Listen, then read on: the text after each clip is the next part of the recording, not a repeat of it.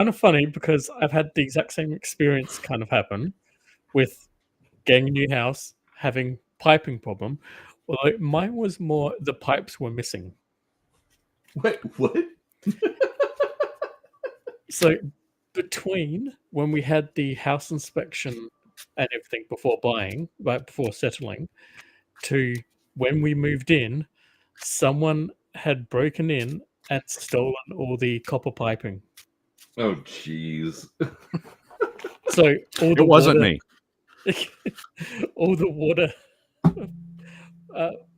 copper pipes on the outside of the house had all been cut and ripped out of the side of the house. Did they at least have the courtesy to turn the water off before they did that? They did. Okay. But here's the thing. They stole one of the bins, the wheelie bins, to remove them.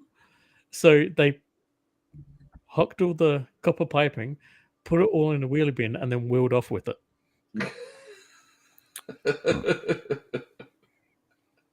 So Sure you don't live in Arkansas? I don't know, Brian, where do we live? I mean, as far as I am aware, like it's like the surface of the moon or something. I don't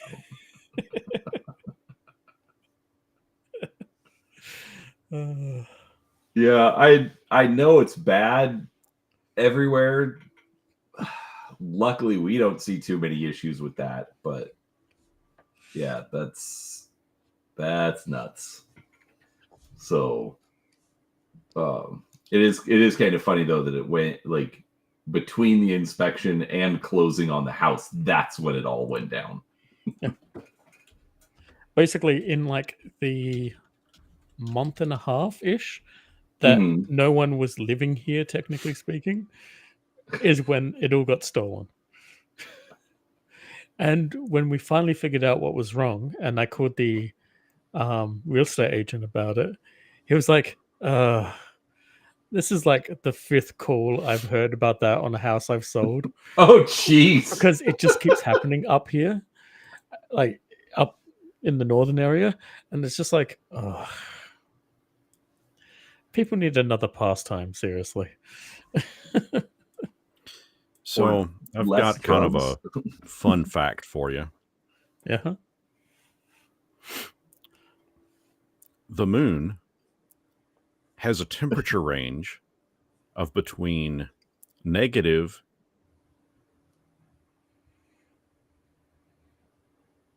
yeah. Isn't that interesting?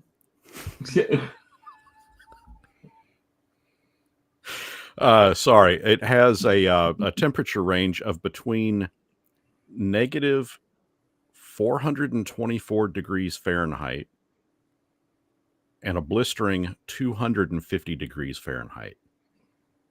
Yeah. So about a 600 degree range. Yeah. Not that has anything at all to do with anything. I'm just being chaotic. I mean, from what I understand of Australia, that sounds right about on par.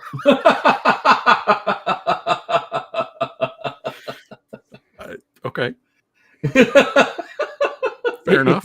It does get really, really cold, and there isn't snow. So, yeah, that checks out.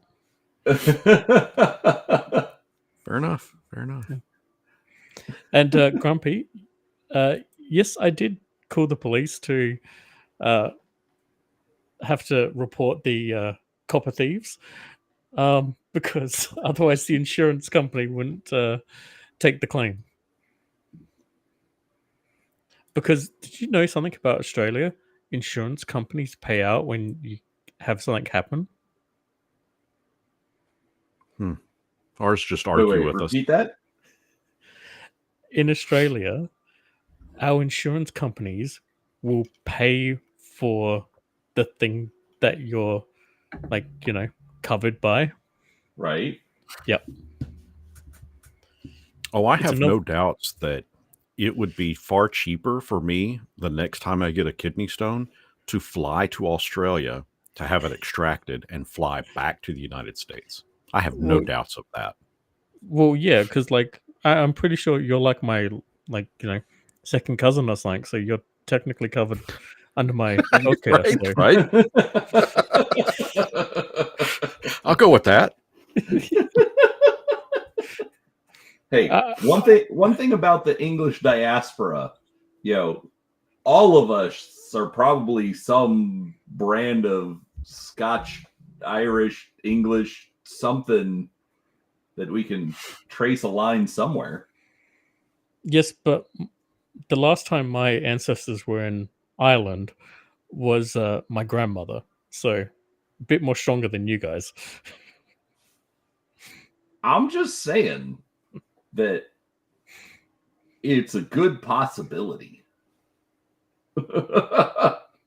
Did you say Ireland? Yeah. Yeah. See, I've got a lot of Irish in my family. So Grandma's maiden name was McManus. So McNamara. I'm just saying we're probably all a lot closer than we think.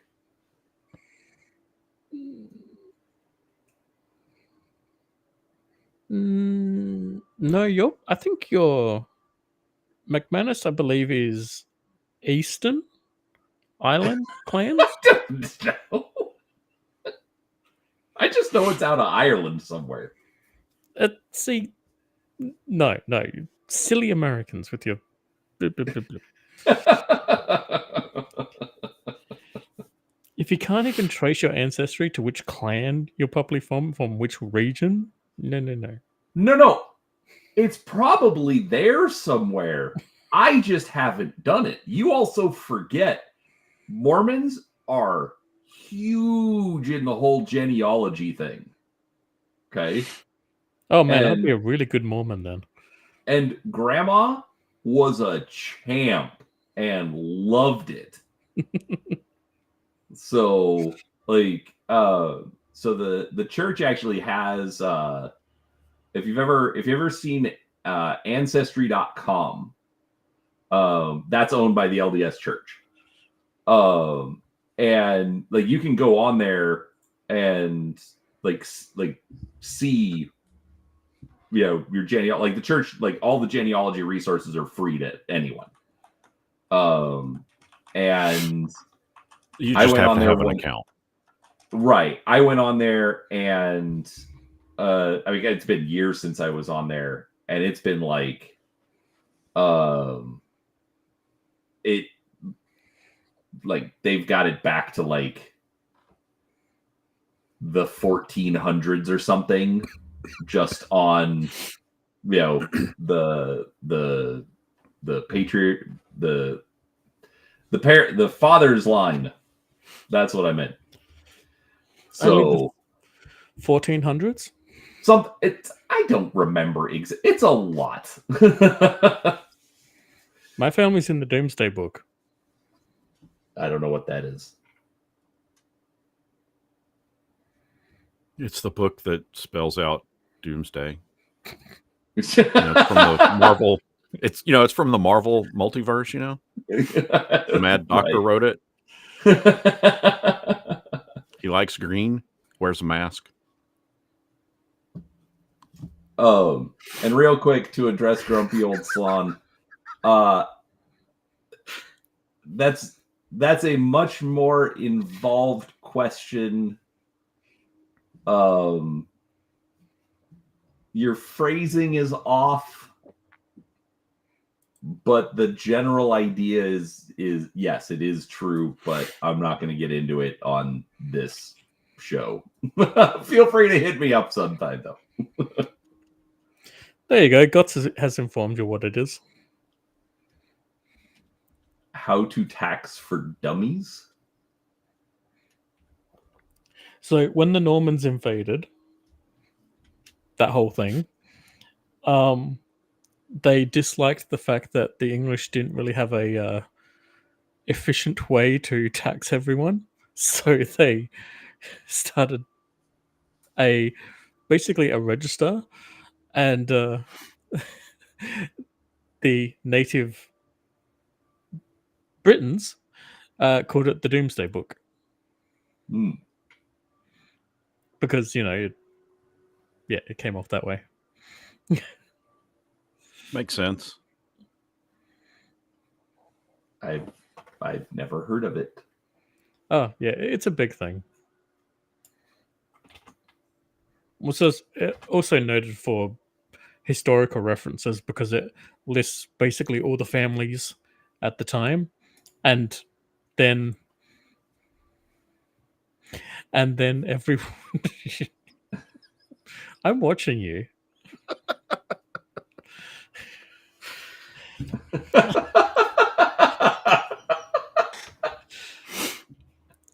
And But do you see the extent of the subtlety?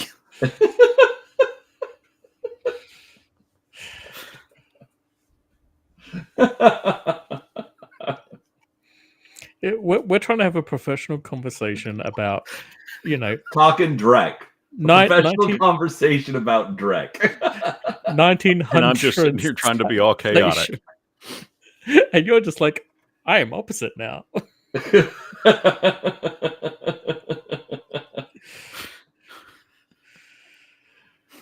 Sorry, here we go. There. I'll self-mute. The Bayeux Tapestry? Man. I don't know. My family's not that cool. I have a town/county and castle in England that's named for my family, so Somewhere along the way, I'm related to Elminster and Dumbledore.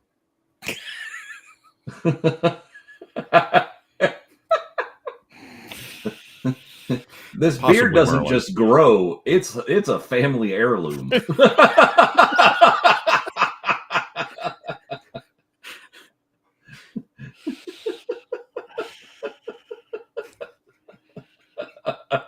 That's pretty good.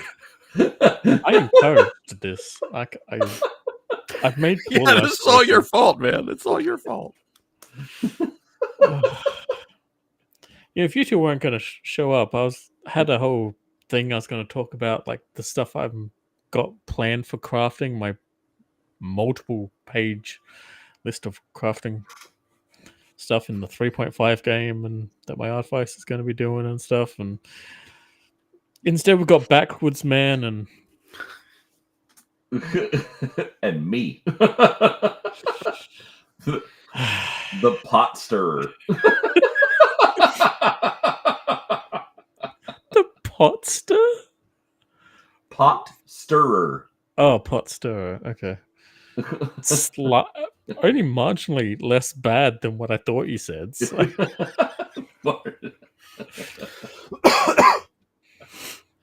No, I just cause problems everywhere I go, apparently. Nah, you're a good man. It's okay.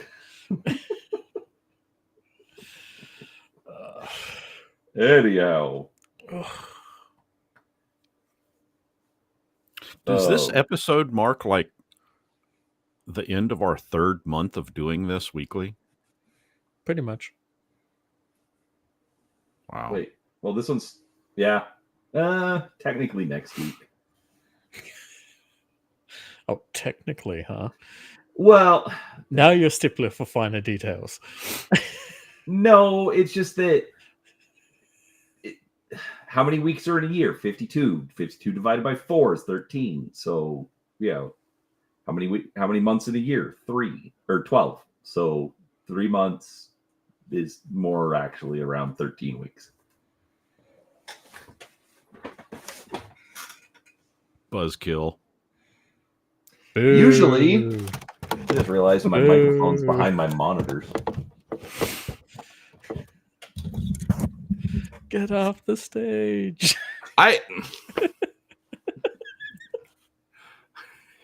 Where do you think most of the problems come from, Seraphis? Is me just trying to be accurate.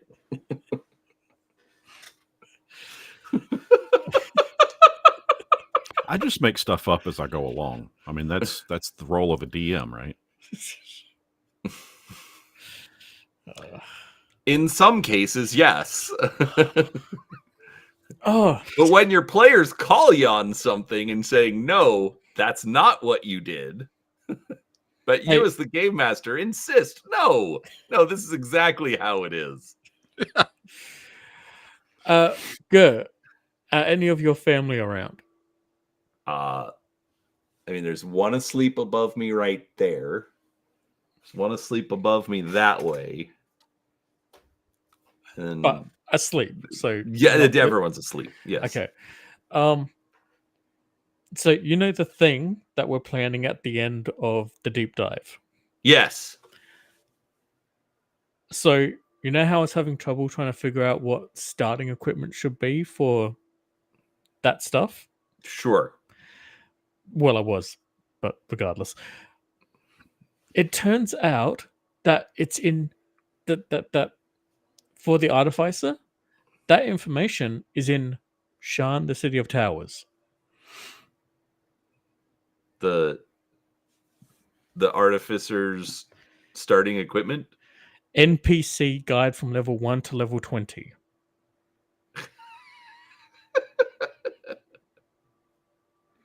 Complete with the equipment they should have.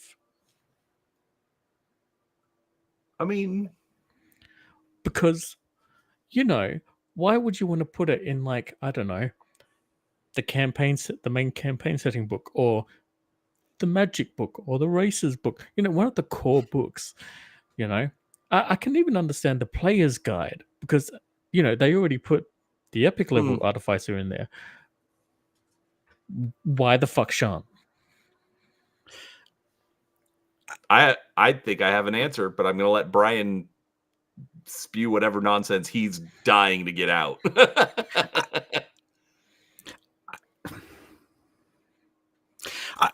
I'm trying to figure out why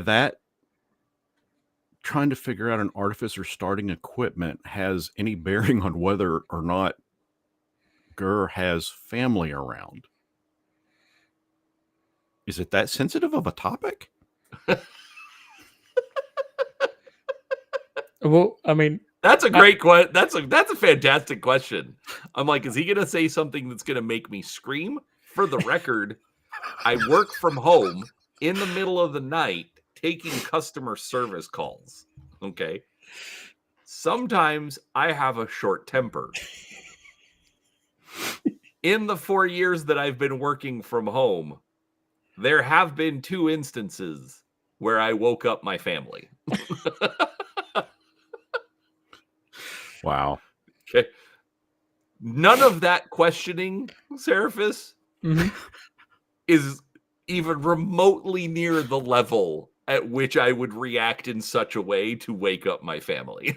Well, no, it's just I didn't want to spoil the fact that, you know, at the end of our deep dive, we wanted to, you know, run the starting adventure. Well, and I don't think that spoils it for anyone, which, by the way, it's funny that you mentioned that, because yeah, one of the people that I have lined up is by that time he'll be 19. The youngest, he's up for playing, and you know, I mean, but again, I don't know why we have to keep that secret from him, because, you know, he already knows that we're gonna do. Yeah, but I thought it was going to be more of a surprise for people watching this, you know, the deep dive streams, though. That's true. No one in the deep dive streams knows that we're doing it yet. Yeah. So, by the way, folks, if you're in North America, 8 p.m. Eastern on Wednesdays, Seraphis are deep diving through the Eberron campaign setting. You should come join us. Whereas Seraphis is in the Astral America. Yes. Yes. The imaginary America. Think about that, like, gives me stomach pains. Like, I ate raw chicken today, and I just need to violently shit now.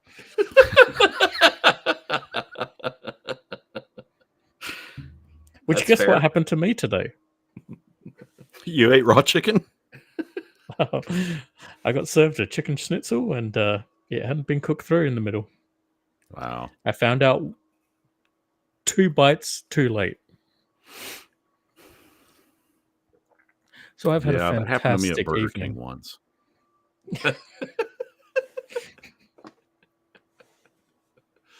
I have not eaten in Burger King in so very long. That was the last time I ate at Burger King. That's yeah. Wife and I went. It's been within the last 5 years. I know that much. But we went once. And Well, we were no, actually, yeah, I take woefully that back. underimpressed. My son and I went. I guess it was earlier this year, and we both got a number one. You know, it's the Whopper meal. Has the sandwich, fries, and a drink. What Medium, else would you know. get? Yeah, medium fries, medium drink. That was like almost just over $30. Holy crap! Yeah, $15 a piece. Remember when you could get a Whopper for $1? Something like that, yeah. That was the day. Do you know how Remember much... when Whoppers were good? Remember when Whoppers were actually like big? Yeah. Now they're like tiny. I tell you, here, the inflation is really starting to go insane, because to buy from Macca's, KFC, one of those unholy trinities, it's like $70 to feed the family, and it's me, Grim, and 2 kids. It should not cost $70. 2 small children. Like you get the Happy Meal that's like $5. No, it's not. Well, I mean, I'm just saying, like it should be like $5. Well, yeah. Of course. So how much is like a Happy Meal there? I was gonna say, what's your exchange rate though? So $1 Australian equals 67 cents USD. Yep. That. Okay, so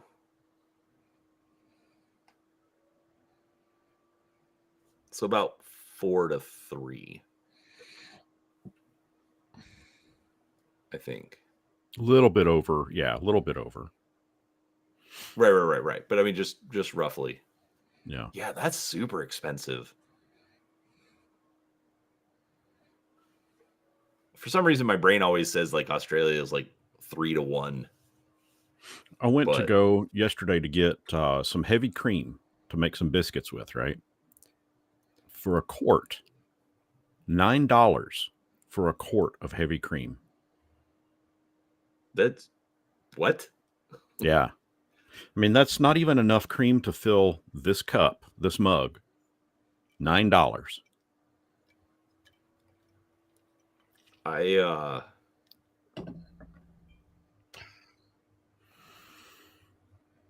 don't. Okay, how are you spent $9? Where'd you go? Like, is this just like the local Kroger, or is this like local Walmart? Whole Foods? Yeah. Oh, yeah, wow. Walmart. Yeah. I don't know. I don't usually look at the prices. My wife just tosses stuff in the cart, so I push. She loads up, and then I pay for it. Yep. I feel that. So, anyways, I never did answer Seraphis's question. We had a question. Yeah, about why are the NPCs listed in the Sharn book instead of the campaign setting or one of the other core books? Which would, make sense, but let's not think about that, because makes a lot of sense. No, hold on. I think I've got a good answer for it. Okay. So you've got the campaign setting book. Okay. It's just a nice broad overview. Here's a few new monsters. Here's how the races and the classes all work. Here's 100 pages of setting, which, let me tell you, Brian, we were looking at that the other night after we finished our stream, and it's like, wait, if we're just doing, because we're only managing like one chapter at a time. I keep being ambitious and thinking we'll get through 2, and it doesn't happen. And each of the chapters is only like 20 pages, and then we're looking. It's like, the world of Eberron has like 100 pages, and we're like, holy crap, we're screwed. So, anyways, campaign guide. Here's just kind of a generic everything you need about Eberron. Okay. Mm-hmm. Well, if you're gonna do like now, is it just the artificer that's listed, or is it pretty much like all classes that are listed in it? Just the artificer. Just the artificer. Okay. All the others are in player handbook too.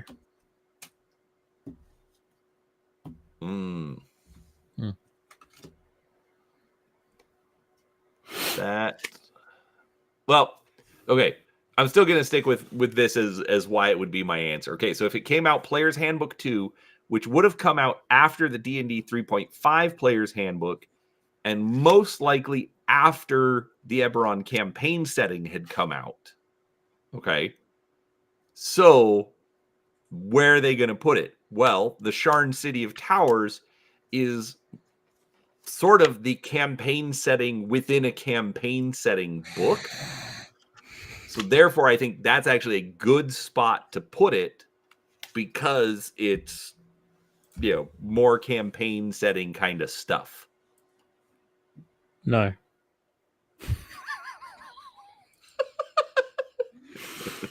I can get behind that argument.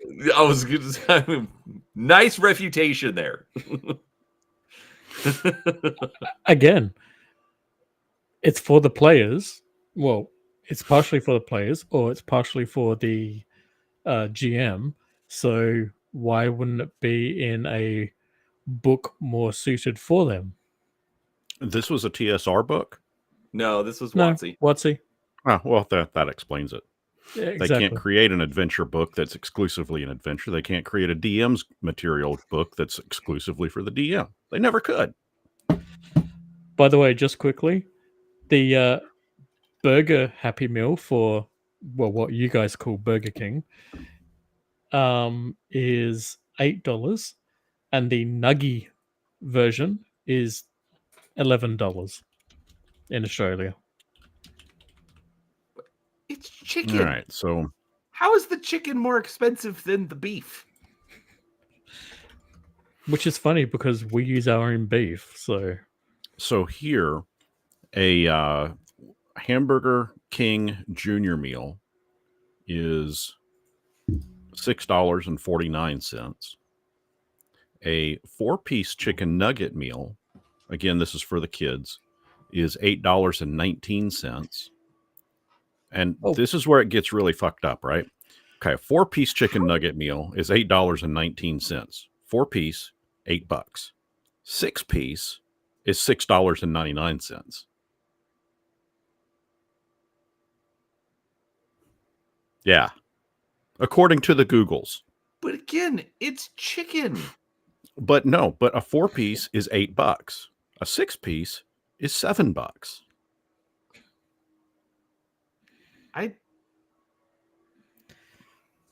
two things. I didn't have enough of a nap for this. Ours only have a 6-piece option, so there's that. And second, hey, Galaxy Fox. But is the toy cool? Burger King never had cool toys. No, they didn't, did they? Macca's and Hungry Jack's both have shit toys, so. Well, I mean, that might be kind of fun. It's like a little shit emoji.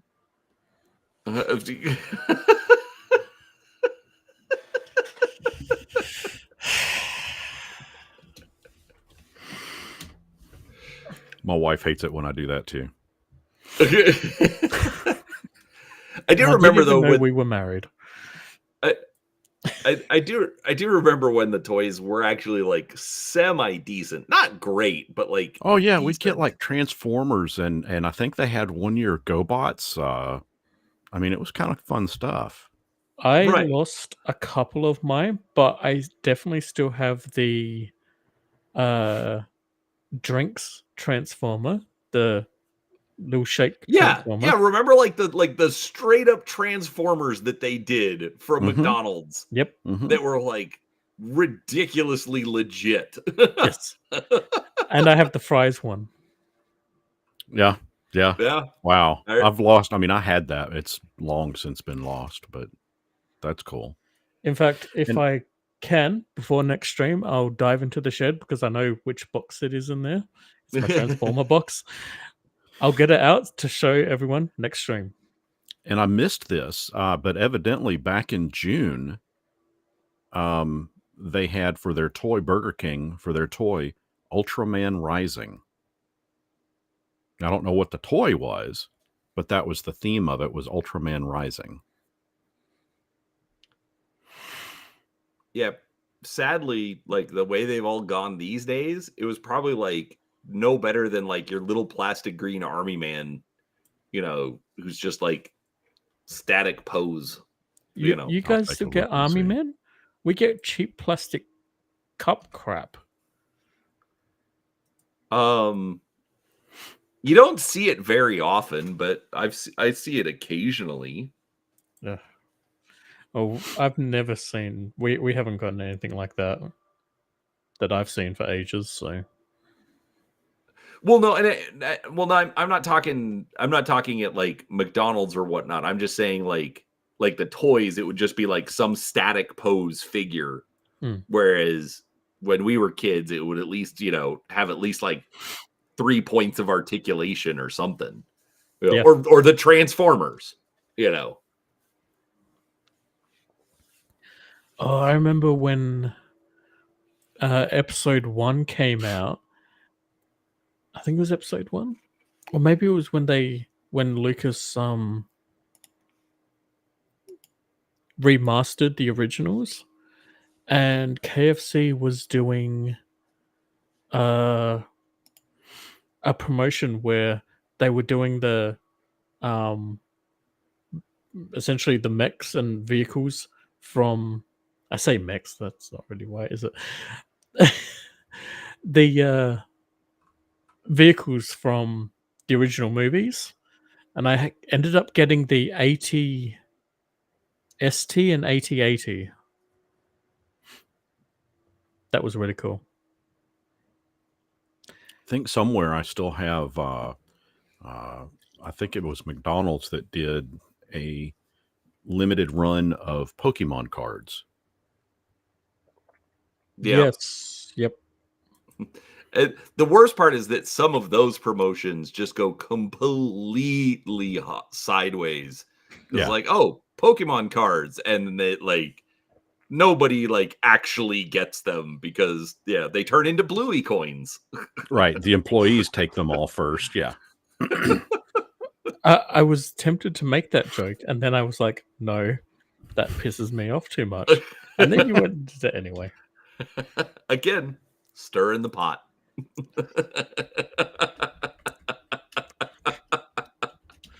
I fucking hate. Yeah, and evidently KFC, I think it was KFC Japan, also had a limited run of Pokemon cards that were exclusive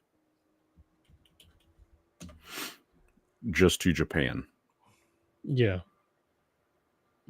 Would not surprise me.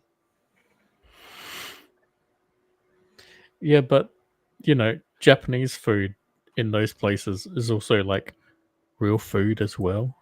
So KFC, it's the big deal for Christmas in Japan. yes, I've heard. I love everything about that. That amuses me greatly. I'm not sure I've heard it so many times. I've had it explained to me by like exchange students and stuff. Good grasps of English and everything, and especially English when they're coming over to Australia, which is just hilarious. Like, hey, failed invader. Yeah. But like, it's just so weird them like explaining that like KFC is Christmas, and it's like, You've explained this, and I still don't get it.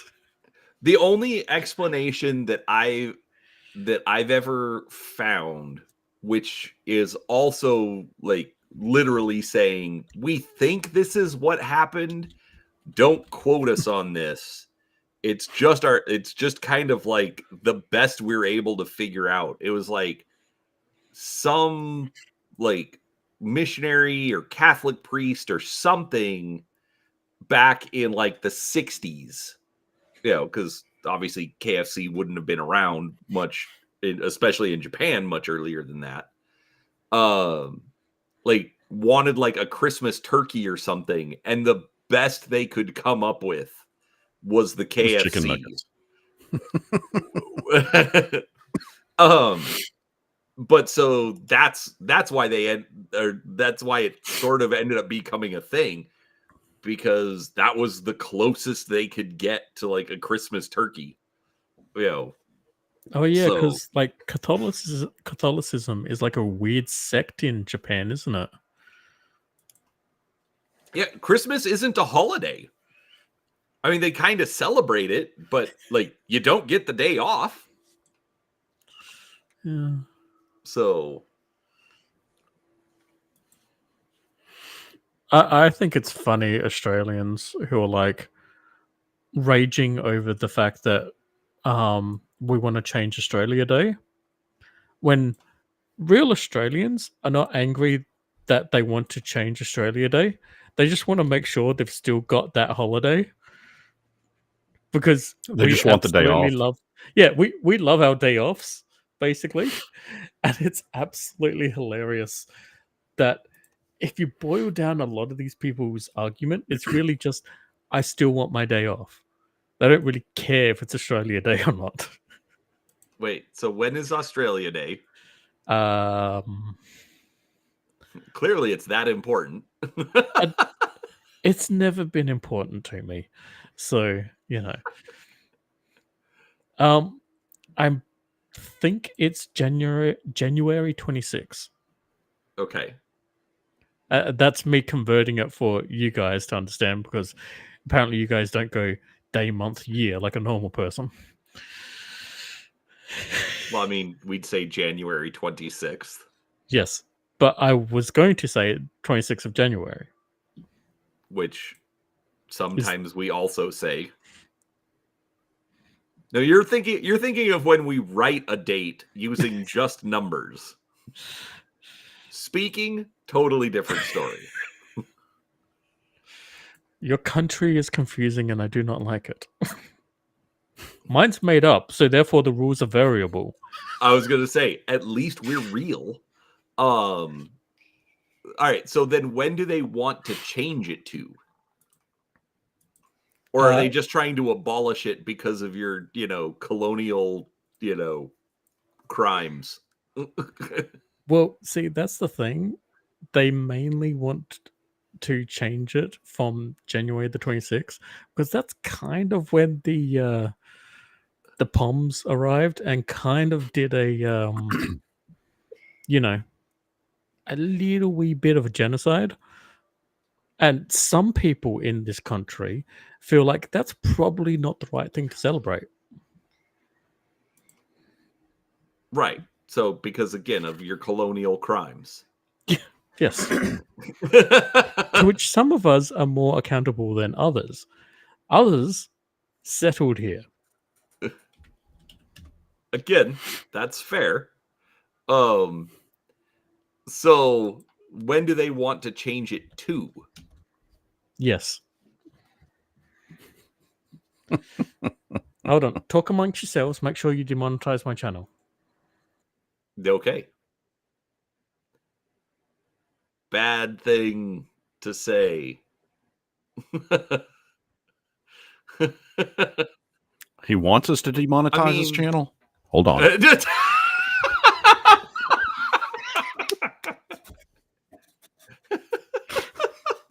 I don't want you to demonetize his channel that way. No, I think there would be some residual carryover. I don't want to demonetize mine either.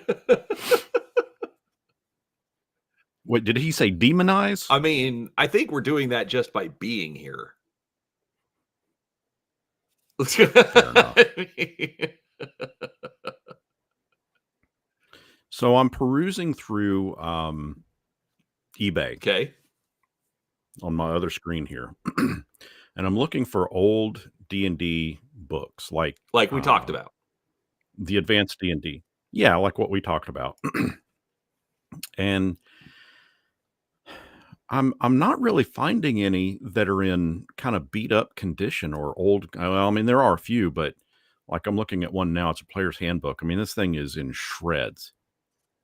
Dude's wanting $30 for it.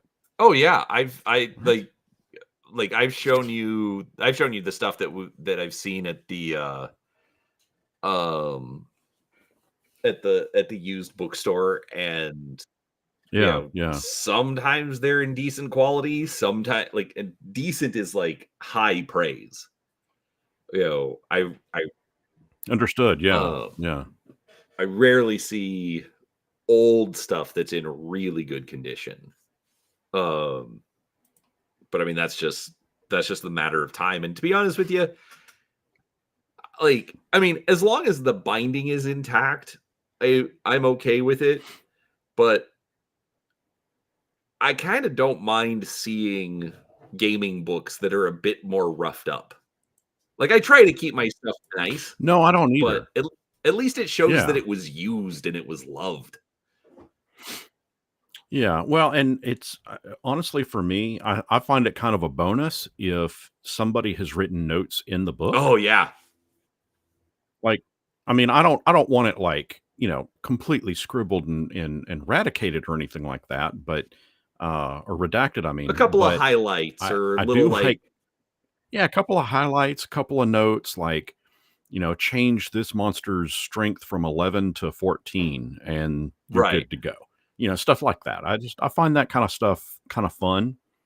Because that's the kind of stuff that I would do in my books all the time. Right. I got the D20 Star Wars books from Max Liao, and he had it wasn't a lot, but it was he was making notes on, okay, yeah, how, this is important, run, use this for running it. Right. So it's just a little bit of highlighting here and there, but it was just a really interesting, bonus in my opinion. Yeah. So, but yeah, no, unfortunately, the older you get, the rougher the condition is going to be. So, Yep. And I don't mind because these are books that I want to actually use, and that's the thing is if I'm going to spend $120 on a book that's in pristine condition, I'm very adverse to opening it up and using it. It's something that's going to go into a cellophane package and not see the light of day for a while. So, I'm a fan of Shadowrun, and I like a good box set. Have you ever noticed that they don't really do box sets anymore? They'll do starter sets in a box because here's a bunch of things to hand out, so boxes is very useful. Right. But they don't do a Mensa Berenzin, or like the Forgotten Realms Gray box set. Yeah, they just don't do stuff like that. And so at the we've been going to this board game convention, every year in March since 2020. The only one we didn't go to was 2021 for obvious reasons. Anyways, but so last year we were there, and there was this lady. She used to have this game store in the 90s, and so she still has a bunch of the stock. The problem is she knows exactly what she has, and there was a Shadowrun Denver box set sealed, and it's I've looked, and it is always going to go north of $100. And so here it is, basically brand new. and she wanted like 100, 150 or something. And it's like, oh, that would be super cool. And I would never buy that because I am going to tear that plastic wrap off like almost immediately, and boom. Yeah. Now your best resale is like $50, maybe, you know. Right. And so like I literally could not justify doing that. So I'm like, I want this, and I am just going to leave this right here. Yeah. Yeah, I mean, and that's like I said, I mean, that's kind of how I see it too, is, you know, I'm not going to spend, you know, $250 for a Forgotten Realms gray box set when I want the stuff that's in it to open it and actually use it. And I mean, yeah, I know. Go online, get the PDFs of it, sure, you know, and use that. I get that, but I'm a purist and I like the physical copies. I like the original material, not a printed off facsimile of. And so, yeah, so I mean, not like a Fiend Folio, for example. I'm looking at one right here. Fiend Folio is $85 plus $10 shipping. $95 for a book that I'll never want to open. So, like, what about like print on demand facsimiles? I've got a couple of those. They just, for me, they kind of lack the same feel. Like I've bought a couple from Drive Through RPG DM's Guild, and I've got some of those from, you know, like the original Monster Manual, the original Player's Handbook, the original DM's Guide, right? And they're decent, but if it had the original cover on it, that would be one thing, but it doesn't. It's not the original cover. Of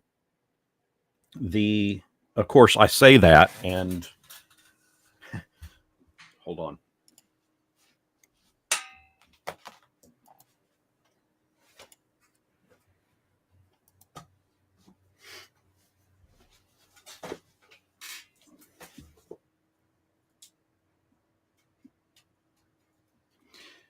So I say that I want the original cover on it. And while I've got my own copy of, you know, the Dungeon Master's Guide, I mean, you see the cover condition of this one. It's well loved, very well loved. I mean, the binding, it's still there, theoretically, but you know, it's beat to hell. But you know what? I don't mind opening this one up and flipping through it and, you know, abusing it as I look through it, because this sucker is already destroyed and beat to hell. Right. I'm not going to spend $120 to get a new one of these to open it. But the reprint of it, again, and I do have the reprint somewhere. The one with like the orange cover.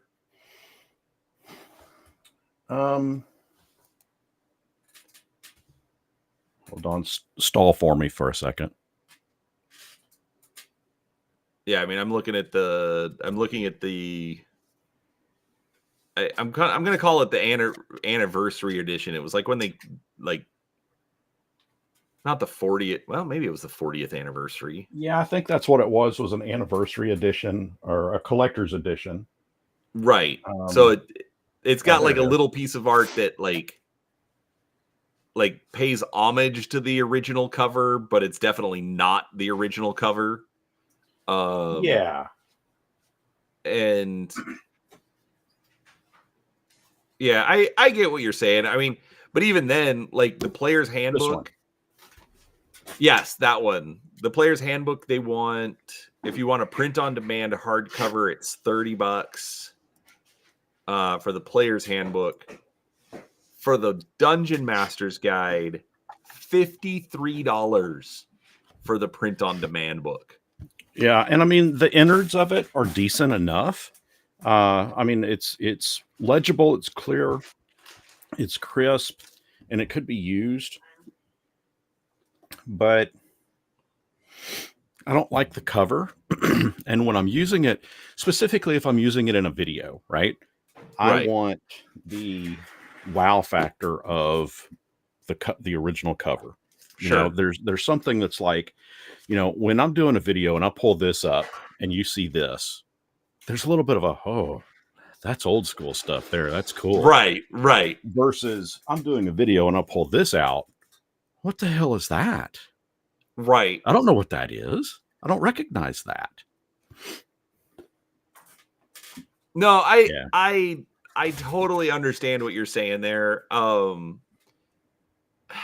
That's the weird stuff about being a content creator is, you know, there's like having to make that decision between like usability game wise, right? Like think about it. That is perfectly usable for playing a game. Yes, no issues whatsoever. You wouldn't care. But when you're doing a video and you want to talk about first edition AD&D, you know, again, it's a different look using the reprint edition as opposed to the original, where now you look or like it does like it's a different look where it's like, okay, if somebody's talking about, oh yeah, you know, I've been a GM for, you know, 40 plus years. Here's my 2012, you know, reprint copy that I use lovingly. You're like, but that's like 10 years old. Where's your original book? If you've been playing this whole time, I know you have your original book. Yeah. So, you know, unless you were like a dumbass like me and, you know, you sold all of your stuff because you were like convinced, I'm done with this, you know, back in 2001, I'm done with this. I'm never going back to it. And now here I am 23 years later going, shit. I hate myself. I need to find all this stuff again. Right? It's like me and my Palladium books. I had like so many of them. And then I'm like, I'm not going to do anything with this, and got rid of it. And then I started following Legion of Myth, and I have to rebuild the collection. Then I have this morbid thought that goes through my mind. You know, I just turned 51. Do I really need to spend this money on these books? Because what happens if I die in like the next 5 years? I will have wasted all this money that nobody else in the family really gives that much of a shit about. And now it's going to sit there and they have to deal with it. What are they going to do with this collection of That's stuff? their problem. Yeah, but it weighs on my mind. I mean, you know. No, I get it. So the joke with us is Kim has threatened multiple times that she's just going to toss everything in the trash. I'm like, no. I know what I have, and it doesn't need to go in the trash. She's glaring at me right now, by the way. You don't know what you have in that garage. Look, I know it's better than just tossing it in the trash.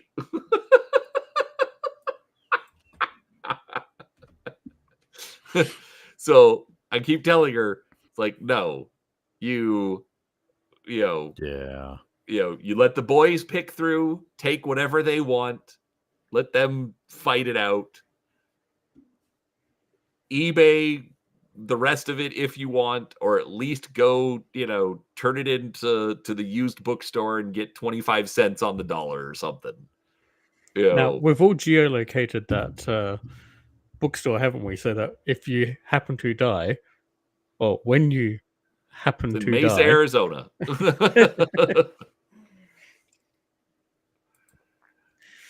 It's just one weekend after you die, that store's just going to be inundated with geeks from around the world. Just maybe 2 weeks after I'm dead. No, okay. Kim is saying day of. Okay. You're dead. Load up the truck. Hear that, everyone? We're on a schedule. We're on a schedule. Yeah.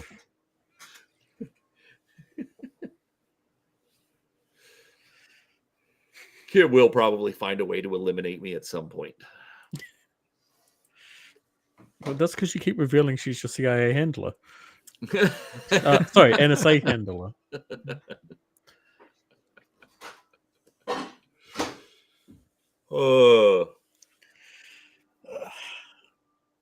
Is it nap time yet? Sure feels like nap time. Almost. Are we ditching church today? Then again, if children wake up again, then yeah.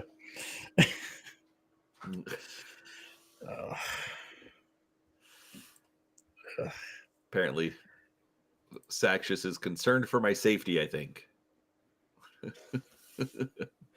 Just figure 30-second delay. I don't know. Yeah. Oh, except when I do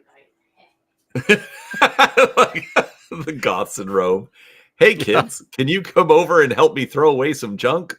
Also, your dad's dead, but hurry up. Kim is nodding her head in agreement. Jane will be like delighted to go through the garage. No, I won't be calling. I think one of the greatest things that I ever discovered or found, my son and I went into Walmart one day and they had on clearance.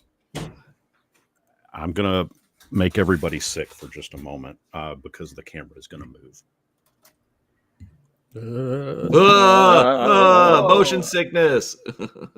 So you see all of those tins right there? Those are all Pokemon tins that retailed for $29. Sure. Those were the 25th anniversary, or the, I don't know, some anniversary edition. I forget which. Anyway, we bought them for $1 a piece. Holy crap. Yeah, $1 a piece. They had them marked at $2 a piece, but then they had a printed out or handwritten sign on there that said everything on this shelf 50% off. So we got them for $1 a piece. How did Pokemon cards end up in the clearance aisle? No idea. Did you actually open them, and so now you're just left with the tins, or are those still sealed and Still maybe sealed. one day you'll sell them off? Slan. I am hurting, but just know that Grim would be screaming right now if she read that. Yeah, it was the 25th anniversary. So it was, yeah, so they're going on eBay right now for about $20. Anyway, that was one of the coolest things that I found, just in the wild. I know I found some decent stuff. Like that's the thing. We go to Target, we go to Walmart, it's just like, all right, where's the clearance aisle? Right. And usually it's like looking for like action figures or whatever, but oh. Hey, Gur. Speaking of action figures, okay. do you know what's funny? I know exactly what he's gonna say, by the way. And show what I'm trying to get out. Do you know what's I already funny? tried to do that earlier. That's the kind of demonetization I approve of. But do you know what arrived, Gur? Let me think. Cipher You system. don't have to think. Oh, just look at sorry. the... I was looking away from the screen. So those are power rate. That's not BattleTech. No, it's not. You keep waiting for BattleTech to arrive, though. I know. I've given up. You've given. And how many Power Rangers are in this? 1, 2, 3, 4, 5, 6, 7, 8, 9, 10, 11, 12, 13. 13. Wow. I thought there were only 5 Power Rangers. It covers several. Oh, the different Teams. Gotcha. Yep. different seasons. Yeah. So this one is the Mighty Morphin crew with Doesn't it have some villains in it too? not this one. It has 3 Zeo and 2 Turbo, which why would you throw in 2 Turbo?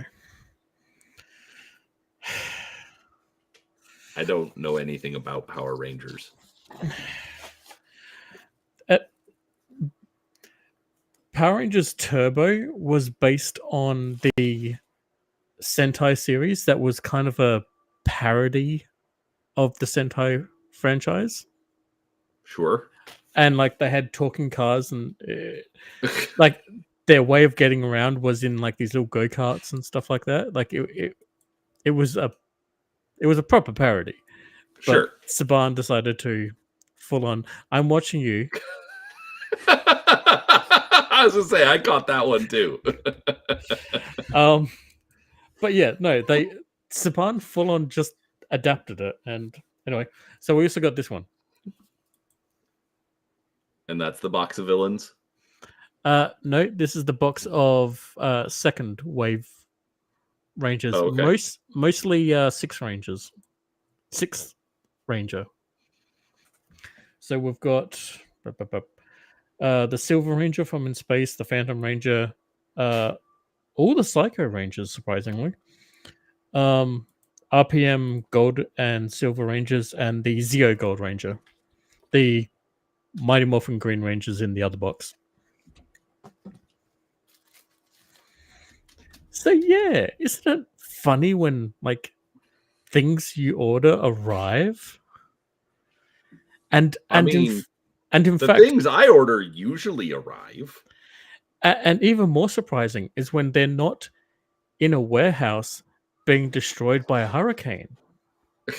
What do you guys do to be able to afford to order stuff that shows up that does arrive? I can't even afford to buy a damn Happy Meal.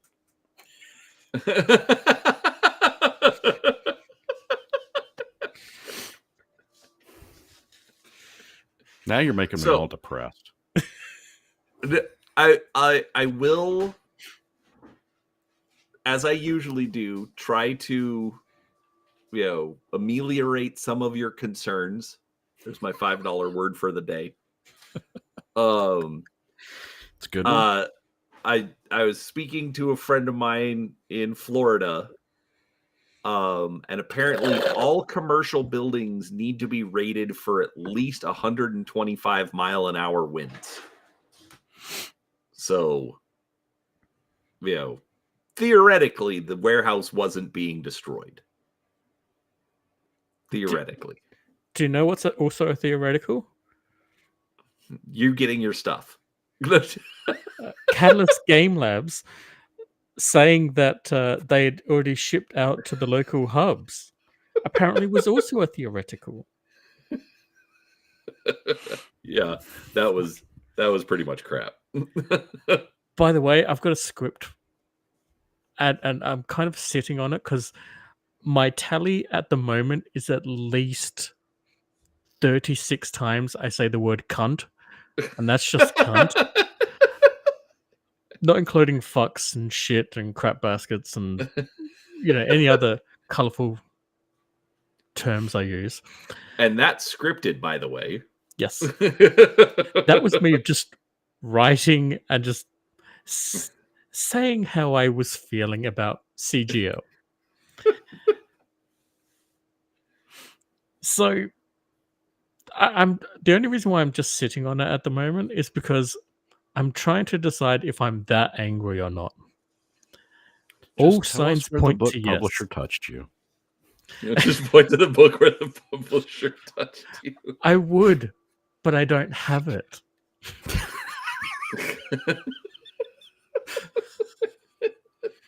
Touche. No, and that's where like I'm on both sides of the fence here because like I realize that the whole shipping thing is never easy. Yeah. But like the amount of damage that they would have avoided by just being honest about it. Yeah. You know, like we were talking about the other day. If they had just said, you know, hey, we're going to take care of all the US shipping, you know, and we're going to figure out what do we need to reorder, what do we need to make sure, you know, what got, you know, damages, whatever, and we need to rush some reorders to make sure that everything's filled, you know, plus some, you know, replacement parts for the other hubs. And then we're going to ship that stuff out. So unfortunately, Australia, UK, Europe, you're going to get your stuff way later than the US. But this is going to help make sure that we minimize costs, things like that. Yeah. If they just been upfront with that, nobody would care. Yeah. Because, you know, I've been part of other Kickstarters that have done that. That's fine because they communicated that. They didn't fucking lie. Yeah. Because, you know, our local distributor was continually like, no, we don't have anything yet. Even if we had something, we would tell you. And if you wanted to, you could contact us and we would ship what we had for you right now. But like, they didn't have anything. But CGO was saying to everyone, oh no, it's with the local distributors. Right. And that is absolutely frustrating. And I completely agree that's why I'm with you on that. You know, I still think you'll get your stuff. I don't think that's anything to worry about, but it is a really crap way to treat the customers. Yeah. But as I said too, will I even want it by that point? Because I'll be piloting my own Irby by that point. I mean, that's fair.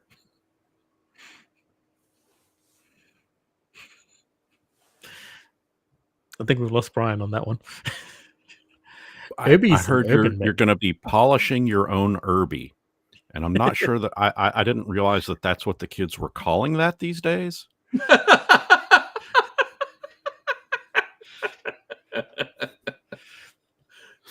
Hey, it's got an AC20, you know. It really like hits with a bang. But it's really kind of a glass cannon. It's like a one and done. So, you know. Yeah, and then you have to recharge. Yeah.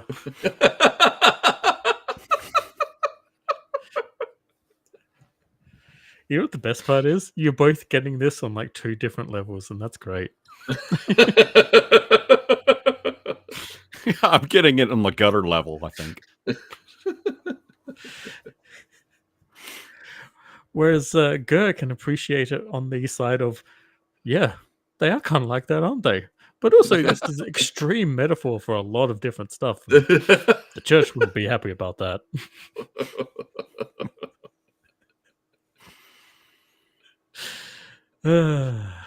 Speaking of, actually, no, I got an hour and a half. Well, I was about to say, it's funny that because guess what? We should do an introduction. Hey, this is Talking Drek. And I am Seraphis, and I am joined here by the Bryans, as usual, Game Masters and Gaming with ADHD. And tonight, this morning, no, it's this morning. Yeah, it's this morning now. This morning, guess what we're talking about? I don't know. I didn't actually write down an idea for everything. We're talking about everything. Everything. Because everything turns to poop. Power Rangers. We're talking about Power Rangers. And Pokemons. And Pokemon. And grab a Shard Forge, man. Grab a Shard Forge. I wanted something that could be seen. And some Warhammer.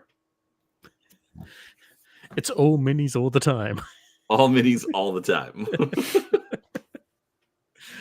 No, so go ahead. I was going to say, just how powerful would a Adeptus Astartes be who got Power Ranger powers and had a Pokeball? Is it a working Pokeball? Yes. Can can it capture other Power Rangers? Tyrannid Hive Tyrant, I choose you. Boo! I don't think you're catching that with a basic Pokeball, though. Probably not, no. Hi, I'll use hi, this one as Tyrant. my Pokeball. That is much more 40K, This is a 40K appropriate. Pokeball. Yeah. 3 very happy Dukari come out. We have such sights to show you. You opened the Pokeball.